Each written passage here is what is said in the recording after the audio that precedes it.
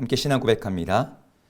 전능하사 천지를 만드신 하나님 아버지를 내가 믿사오며 그 외아들 우리 주 예수 그리스도를 믿사오니 이는 성령으로 잉태하사 동정녀 마리아에게 나시고 본디오 빌라도에게 고난을 받으사 십자가에 못 박혀 죽으시고 장사한 지 사흘 만에 죽은 자 가운데서 다시 살아나시며 하늘에 오르사 전능하신 하나님 우편에 앉아 계시다가 저리로서 산 자와 죽은 자를 심판하러 오시리라.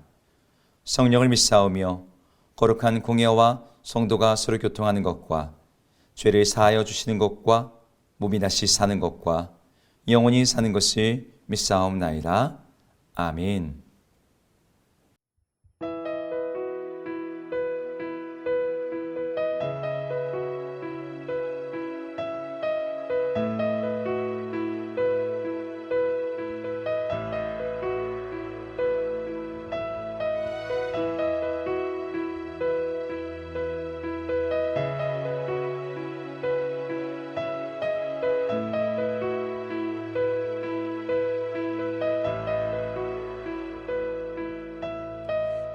내게로부터 눈을 들어 주를 보기 시작할 때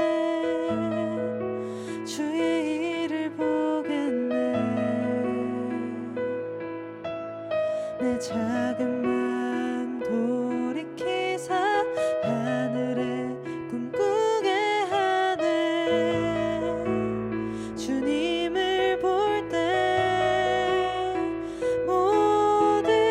시선을 주님께 드리고 살아계신 하나님을 느낄 때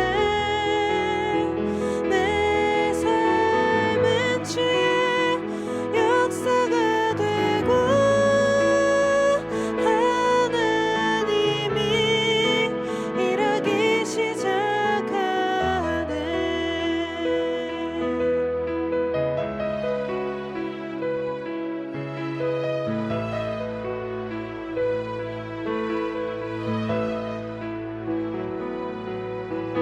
성령이 나를 변화시켜 모든 두려움 사라질 때 주의 일을 보겠네. 황폐한 땅 가운데서 주님 마음 알게 되리. 주님을 볼 때 모든 시선을 주님께 드리고 전능하신 하나님을 느낄 때 세상은 주의 나라가 되고 하나님이 일하기 시작하네. 모든 시선을 주님께 드리고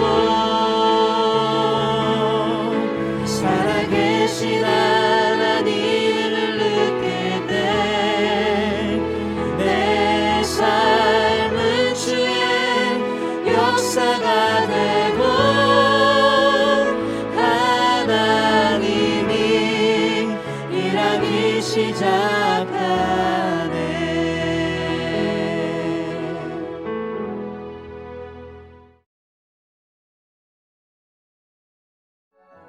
그러므로 하늘에 있는 것들의 모형은 이런 것들로서 정결하게 할 필요가 있었으나 하늘에 있는 그것들은 이런 것들보다 더 좋은 제물로 할지니라.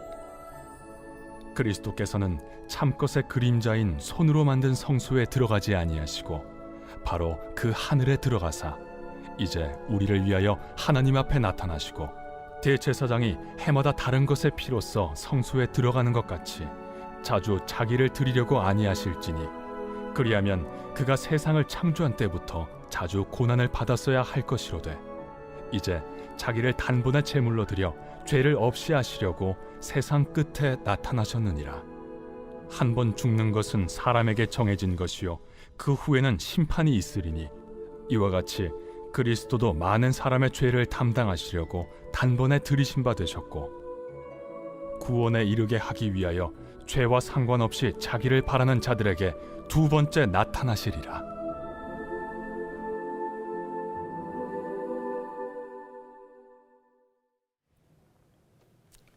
안녕하세요. 오늘도 말씀으로 하루를 시작하신 여러분들을 주의 이름으로 축복합니다. 오늘도 어제에 이어서 9장의 본문을 가지고 이제 마무리를 하려고 합니다. 예수 그리스도의 대속의 제사에 대한 이야기가 어제도 이어졌는데요. 오늘은 그 속죄의 마무리 장면입니다. 예수 그리스도의 희생은 구약의 희생 제사와는 달리 이제 구약에서는 희생 제물을 죽임을 통해서 속죄라고 하는 과정이 이루어졌는데 더 좋은 제물이신 예수 그리스도께서 자기 스스로를 희생 제물로 삼으셔서 하나님 앞에 희생 제사를 드리심에 대해서 이 9장에서 이야기를 하고 있어요. 여기 나온 이제 속죄라는 이 단어, 우리가 교회에서 굉장히 많이 사용하는 표현이죠. 근데 이 말을, 이 의미를 다시 한번 확인하고 넘어갔으면 좋겠습니다. 여러분, 속죄라는 말의 뜻이 무엇일까요? 이 말은 원어로는 옛날 노예나 전쟁의 포로를 몸값을 치르고 찾아오는다는 의미에서 이 단어가 시작되었어요. 그러니까 몸값을 치르는 것이죠. 근데 이것이 의미가 확장되어서 이 사람을 해방시켜준다, 이 사람에게 자유를 준다라는 의미까지 이 의미가 넓어졌습니다. 그래서 예수님의 그 희생제사를 속죄한다는 것은 단순히 죄를 없애준다라는 의미를 넘어서 죄의 노예가 된 사람의 몸값을 치른다, 죄로부터의 자유를 준다, 죄의 결과로부터, 죄의 종속으로부터 해방시킨다라는 의미를 함께 갖고 있는 이 단어가 속죄라는 말이에요. 그렇다면 구약시대의 희생제사는 어떻게 속죄를 이루었을까요? 구약시대의 속죄는 이런 방식으로 이루어졌어요. 하나님이 그 속죄의 방식을 직접 가르쳐 주셨는데 그것이 이제 그 출애굽기와 레위기에 그 내용들이 담겨져 있죠. 소위 제사 제도를 통해서 속죄가 이루어졌습니다. 어떤 사람이 범죄하게 되면 그 사람은 제물을 가져와서 그 제물을 제장 앞에서 그 머리에 안수합니다. 그래서 자신의 죄를 고백을 해요. 그리고 그래서 그 죄를 제물에게 넘기는 거죠. 이걸 일명 전가라고 합니다. 그리고 그 희생 제물을 직접 하나님 앞에서 잡습니다. 죽여서 피를 뿌리고 하나님 앞에서 번제 제사로 올려드리죠. 속죄 제물로 태워드릴 때 그 연기를 하나님께서 받으십니다.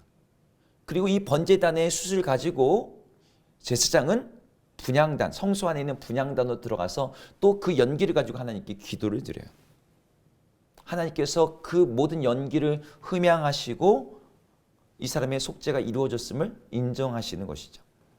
특별히 대속죄일이 되면 이제 이 대제사장이 이 분향단에서 그리고 번제단에서 치렀던 모든 어떤 이 제사들을 통해서 하나님께 그 속죄 제사를 드리고 속죄의 기도를 드린 다음에 지성소 앞까지 나아가서 하나님의 죄사함의 어떤 인정을 받습니다. 대제사장이 지성소까지 들어갔다가 나오면 이스라엘 백성들 앞에서 선포하는 거예요. 속죄가 이루어졌다. 그러면 모든 이스라엘 백성들이 환호하면서 여호와의 이름을 외치게 됩니다. 이게 구약에서 이루어지는 속죄의 과정이에요. 그런데 예수님은 이 모든 속죄의 과정을 십자가에서 자신의 죽으심으로 대신하셨습니다. 희생 제물을 대신하여 직접 자신의 몸을 찢으셨고 그 십자가 자리에서 마치 대제사장의 간구처럼 저들의 죄를 용서하여 주옵소서라고 외치면서 자신의 십자가에 못 박은 그리고 자신의 십자가 없이는 하나님께 나아갈 수 없는 이들을 대신하여 기도하셨어요. 자, 이 두 가지 속죄의 방식 중에서 구약의 제사는 일회적이고 부분적입니다. 우리 일생활의 어떤 예를 든다면 단기 여권과 비슷한 것 같아요. 외국에 나갈 때마다 그때그때 발급받아야 되는 단기 여권처럼 구약의 제사는 하나님께 나아가려고 할 때마다 매년마다 속죄를 받아야 됐습니다. 그러나 예수 그리스도의 속죄는 그 기한 연도가 영원한 장기 여권과 같습니다. 그분의 십자가 죽으심으로 이루신 속죄는 영원한 속죄이며 단번에 자신을 제물로 드리심으로 한 사람만이 아니라 많은 사람들을 그분을 의지하여 하나님께 나아가라는 모든 사람들의 죄를 다 담당하실 수 있는, 그래서 그 죄값을 다 치르시는 제사였어요. 이런 예수님의 속죄의 제사가 아니라 구약의 희생제사로 돌아가서 속죄를 얻고자 했던 초대교회의 유대교 배경의 그리스도인들, 그들의 그 선택은 어리석은 선택인 것이죠. 그런데 이런 어리석은 선택을 하는 것은 비단 그때의 그 사람들만이 아니라 지금의 우리 시대에도 그런 어리석은 길을 선택하는 사람들이 종종 있습니다. 예수 그리스도가 아닌 다른 방식의 속죄를 통해서 하나님께 나아가려고 하는 사람들, 예수 그리스도의 복음을 믿음으로 속죄함을 받는 대신에 다시 율법으로 돌아가서 자신의 행실과 노력과 선행과 율법 지킴을 통해서 속죄에 필요한 죄로부터의 자유함을 얻고자 하는, 죄로부터 자유함과 해방과 나의 어떤 죄값을 대신 치르고자 하는 그러한 미혹과 유혹들이 우리 시대도 여전히 있어서 그 길을 선택하려는 사람들이 있다는 것이죠. 어떤 사람들은 자신의 열심으로, 자신의 노력으로, 자신의 많은 헌금으로, 자신의 많은 봉사로 하나님 앞에서 나의 과거의 잘못에 대한 대가를 치르겠다고. 그래서 잘못된 동기로 선행과 잘못된 동기로 봉사와 잘못된 동기로 열심히 하나님 앞에서 행하는 사람들이 있어요. 그들의 신앙은 굉장히 열심인 것처럼 보이고 굉장히 많은 희생과 봉사와 헌신이 있는 것처럼 보이지만 그 깊은 곳에는 예수 그리스도의 복음에 대한, 그것만으로는 부족한 것 같아, 그것만으로 안심할 수 없어 라고 하는 불신과 의심과 인간적인 생각이 자리하고 있는 것이죠. 그들은 다시 유대교로 돌아간 그리스도인처럼 예수 그리스도의 복음에서 떠나 육체로 돌아간 것과 다름이 없습니다. 여러분, 히브리서에서 계속해서 반복적으로 말하고 있는 메시지는 분명해요. 구약의 모든 제사는 모형이자 모델에 불과하다는 거예요. 여러분, 핸드폰 가게에 가면 실물이 없이 그냥 모kop이라고 해서 모양으로만 전시된 스마트폰들이 있어요. 그냥 그 모양을 보고 손으로 쥐어보면서 그냥 시각적으로, 촉각적으로만 느껴보라는 거죠. 하지만 그 모kop 핸드폰 가지고는 실질적인 통화가 안 됩니다. 인터넷 접속이 안 돼요. 그저 나무를 깎아서 플라스틱 사출을 해가지고 이미지만 붙여놓은 거죠. 실제적인 성능이 없어요. 마찬가지입니다. 예수 그리스도만이 우리에게 참 구원을 주시고 참으로 하나님과 연결시켜 주시고 우리로 하여금 하나님께 나아갈 수 있는 유일한 통로가 되십니다. 구약에서 예표하고 있는 희생 제물과 제사와 율법과 이 시대의 많은 도덕과 선행, 그 무엇도 우리로 하나님에게 나아가게 하는, 그분과 직접 연결시켜서 하나님께 만족스러운 제물이 되어주지 못합니다. 그 모든 것들 우리에게 구원이 될 수 없어요. 오늘 히브리서 저자는 바로 예수 그리스도만이, 많은 사람들의 죄를 담당하려 단번에 자신을 들이신 분만이 우리에게 하나님과 연결시키며 그분이 이제 다시 두 번째로 나타나실 것인데, 다시 재림하실 것인데, 그분이 오실 때만 우리에게 완전한 구원, 부활과 영생의 몸으로 우리를 회복시키고 일으키시는 그 구원을 주실 것이라고 말하고 있습니다. 그러니 우리가 기대하고 기다리며 의지할 분은 예수 그리스도 한 분이십니다. 오늘 하루도 바로 그분을 우리가 붙들고 그분 안에서, 그분을 바라보면서, 그분을 기다리고 기대하면서 살아가는 것이 바로 그리스도인들이 가져야 될 소망이자 우리가 붙잡아야 될 유일한 구원의 길입니다. 오늘도 그 예수 그리스도를 붙잡아서 우리의 죄값을 온전히 치르시고 우리를 죄로부터 해방시키시고 우리를 자유케 하시고 우리로 온전히 하나님 앞에 용납하게 하시는 속죄의 제물 예수 그리스도를 붙잡아 하나님께 나아가는 우리 모든 성도님 되기를 주의 이름으로 축복합니다. 기도하겠습니다. 하나님, 오늘도 예수 그리스도를 의지하여 하나님께 나아가기를 원합니다.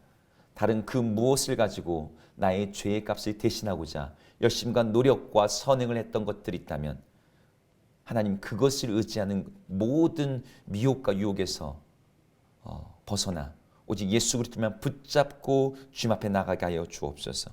그분의 이름 안에, 그분의 희생 안에, 그분의 십자가 사건 안에 하나님께 용납될 모든 근거가 있사오니 오직 예수님 붙잡아 주님 안에서 참 자유와 평안과 담대함을 얻는 저희 모두 되게 하여 주옵소서. 예수님의 이름으로 기도드립니다. 아멘. 함께 주기도문 하시겠습니다. 하늘에 계신 우리 아버지여, 이름이 거룩히 여김을 받으시오며 나라 임하옵시며 뜻이 하늘에서 이룬 것 같이 땅에서도 이루어지이다. 오늘 우리에게 일용할 양식을 주옵시고 우리가 우리에게 죄 지은 자를 사하여 준 것 같이 우리 죄를 사하여 주옵시고 우리를 시험에 들게 하지 마옵시고 다만 악에서 구하옵소서. 대개 나라와 권세와 영광이 아버지께 영원히 있사옵나이다. 아멘.